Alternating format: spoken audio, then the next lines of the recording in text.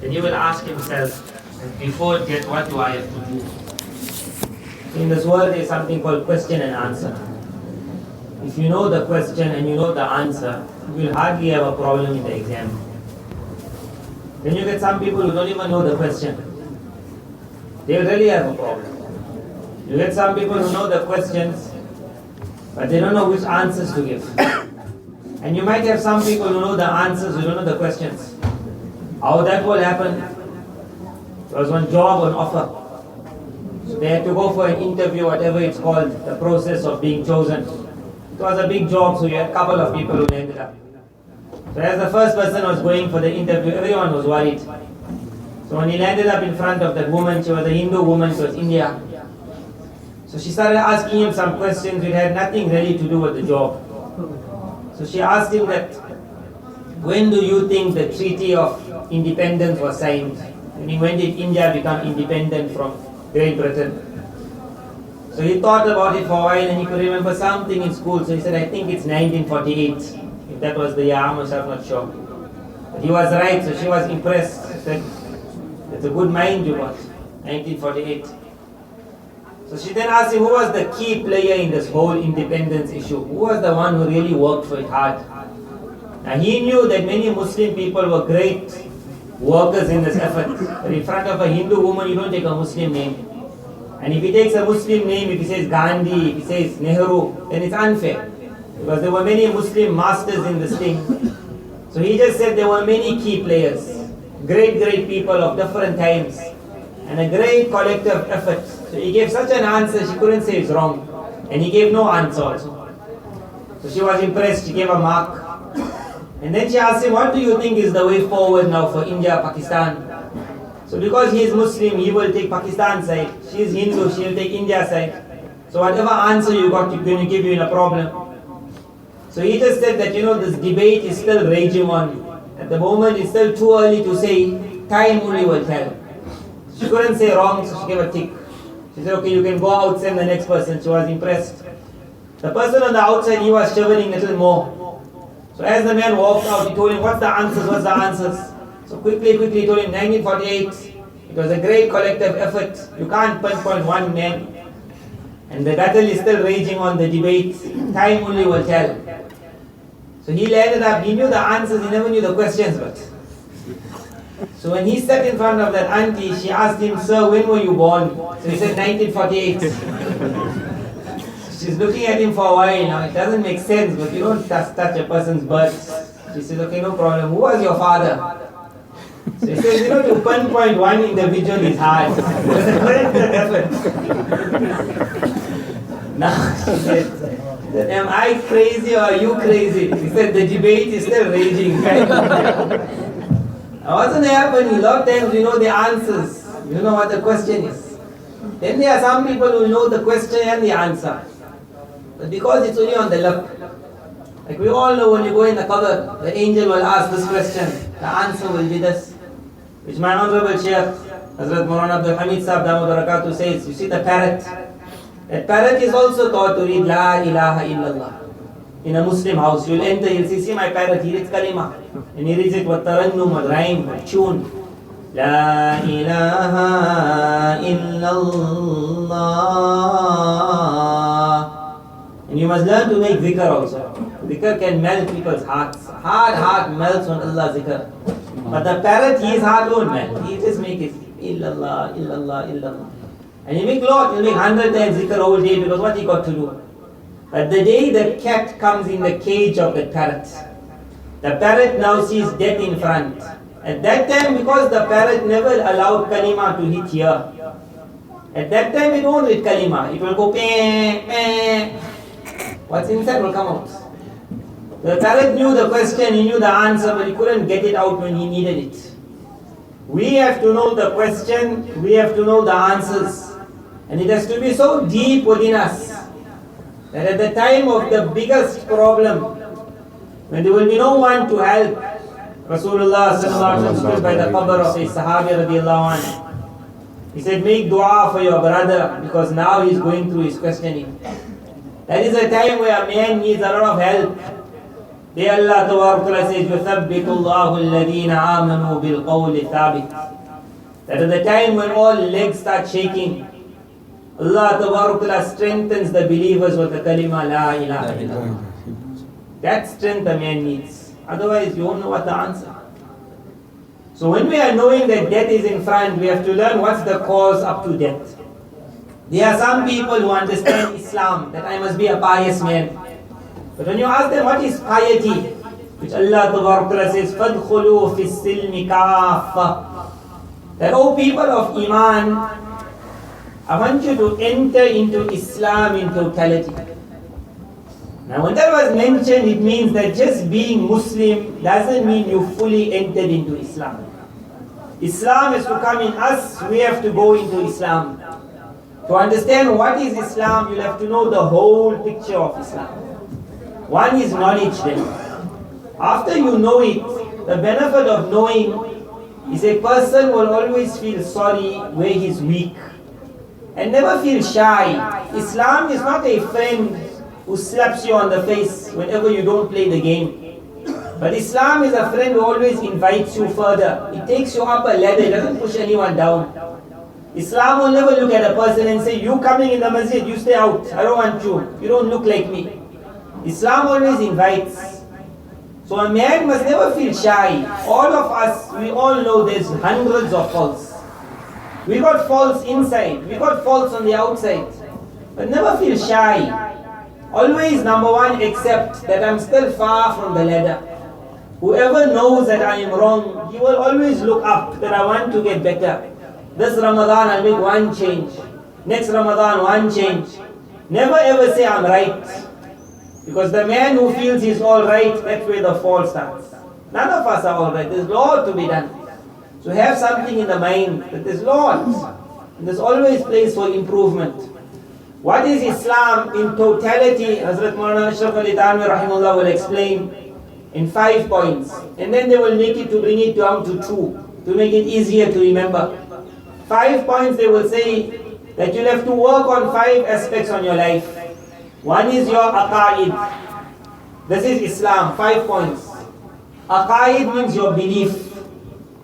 That there's a lot of things to understand about Almighty Allah, about Rasulullah sallallahu alaihi wasallam, about the books, the kitabs, about taqdeer. With regards to Almighty Allah, Nabi sallallahu alaihi wasallam said, never ever allow shaitan to make you think of the being of Almighty Allah. That don't fall in. Because the mind can never understand the being of Almighty Allah. He said, allow your mind to move around the works of Almighty Allah. Which Allah Ta'ala invites man in the Quran, that don't you see the heavens, the skies, don't you look at the earth, who laid it out so flat, who is holding up without any columns, don't you see the sun and the moon in perfect motion, don't you see the mighty mountains which Allah has made as pegs, don't you see the waters of the ocean, don't you see the boat going so high, but in front of that high boat, when that mountain waves come, then the boat becomes small. Don't you see my entire creation?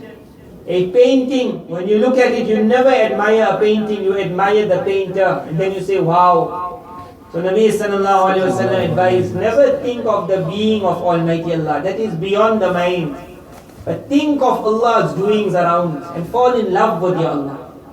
So Aqidah. In Aqidah, the place where shaitan grabs people is called taqdeer. Nabi sallallahu alayhi wa sallam came upon Sahaba radiallahu anhum. They were discussing taqdeer. They were not discussing even the being of Almighty Allah. That's beyond. Taqdeer is a created thing of Almighty Allah. But it's also beyond the mind. So Nabi sallallahu alayhi wa sallam heard them. He became upset.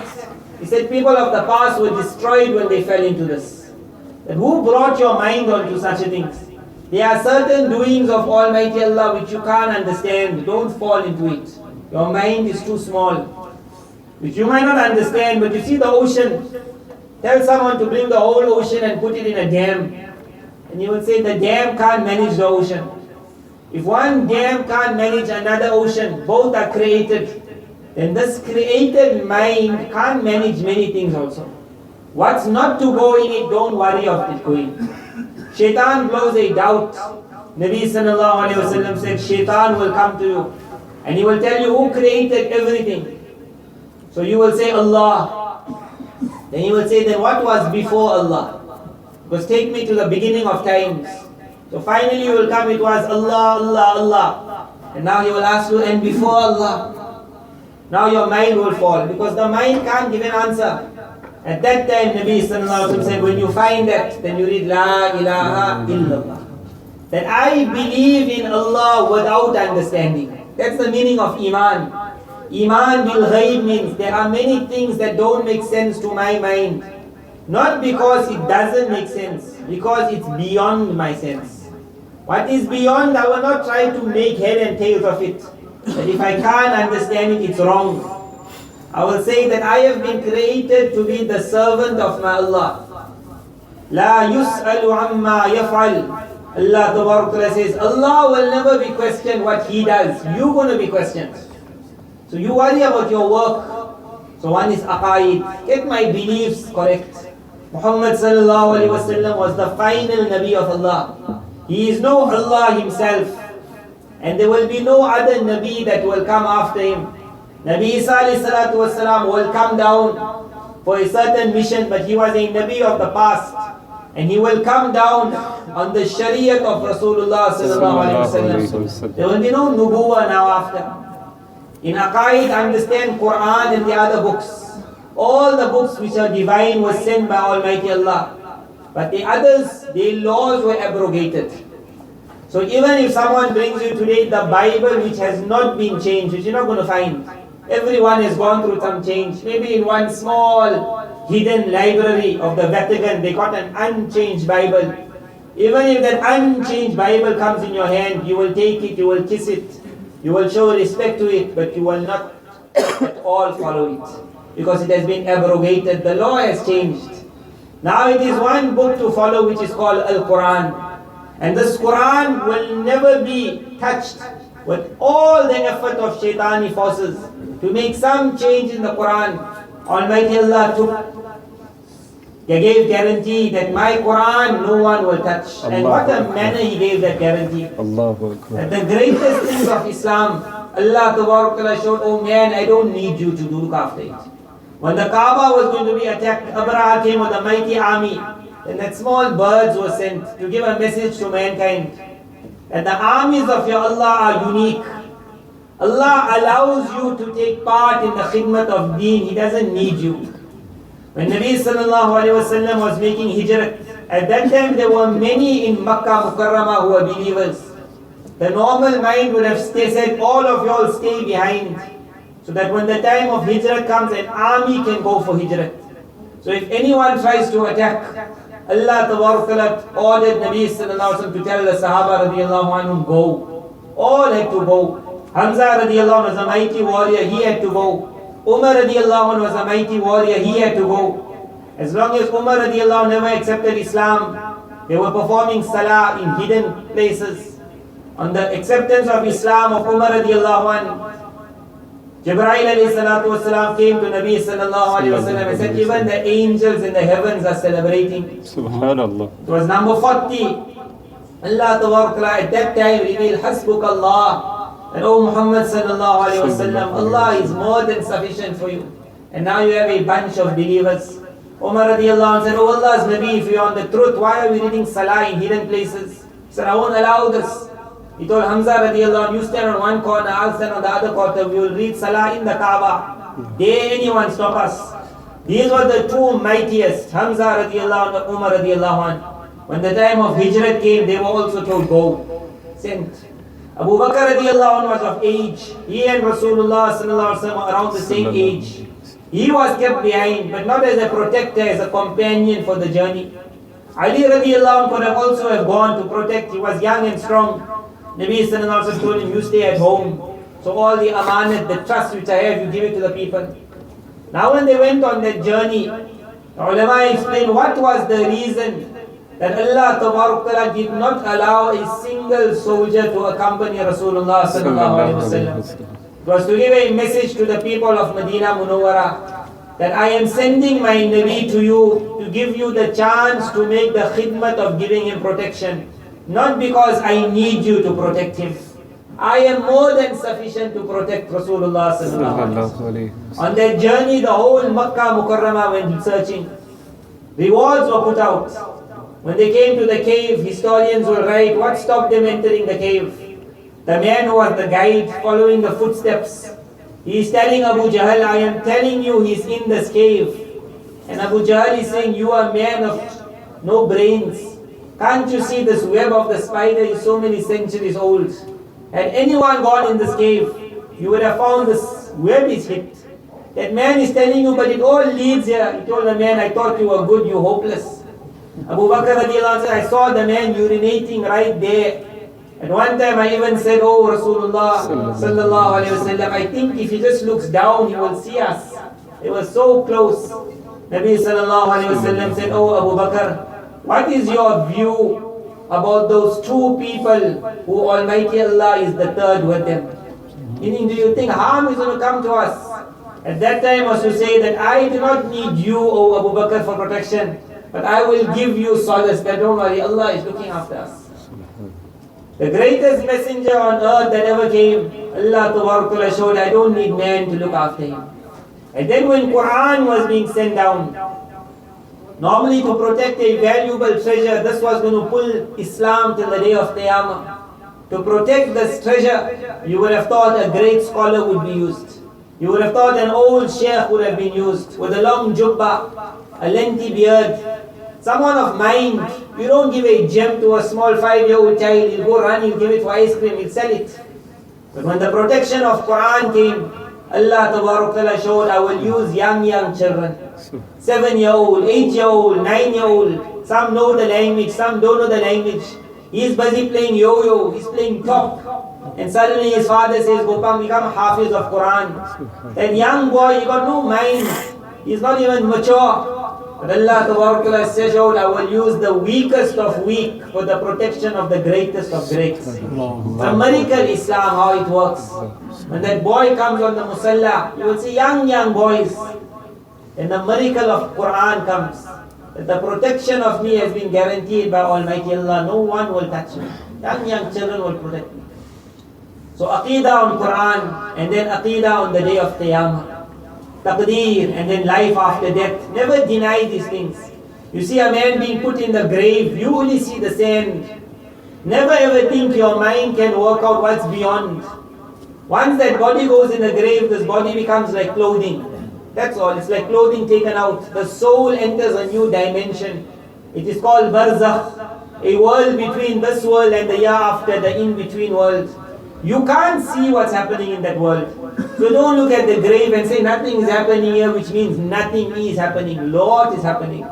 The mirror of Jannah or the mirror of Jahannam starts in that world. That soul either gets treated to the best of luxuries, or it's brought into a pit of Jahannam. Things happen. So one is aqaid. Get your aqidah right. Whatever we don't understand, never think I know it all. And never ask Google for an answer. Those scholars who gave their life to teach you from the beginning, go to scholars. Go to the imams of your masajid, tell him I got a doubt. And accept the answer he gives you. He might not always be able to tell you all the proofs, because he himself doesn't remember all the proof.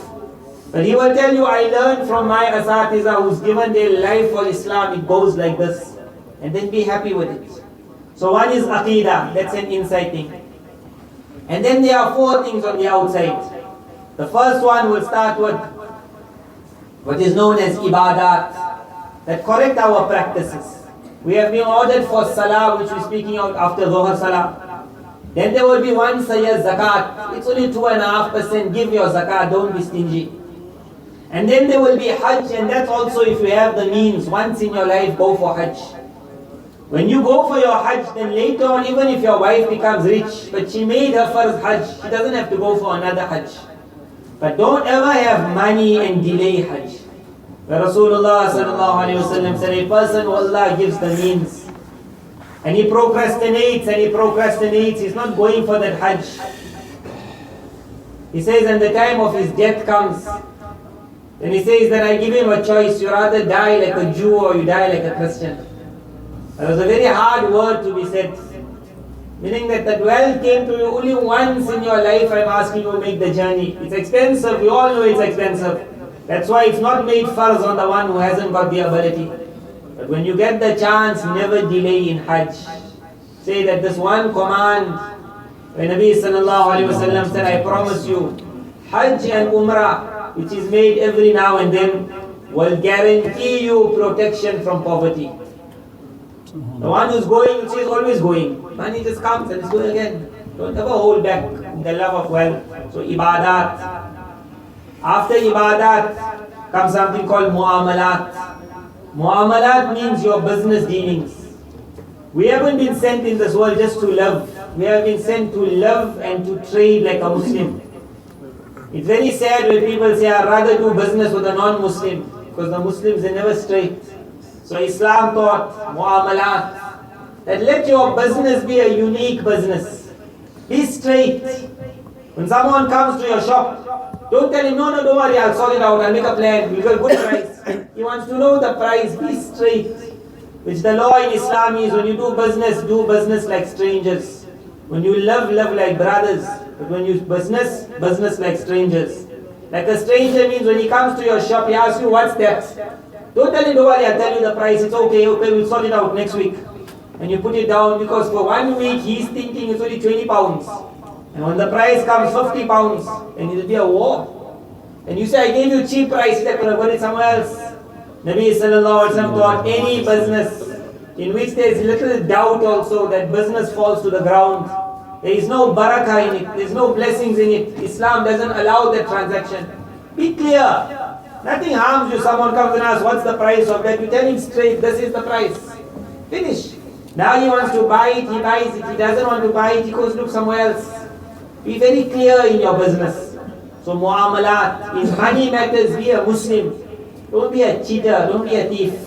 In every wealth, 1 rand, 1 pound, think my Allah is going to take my hisab one day. I haven't been sent in the world to make lot money. I have been sent in the world to make halal money.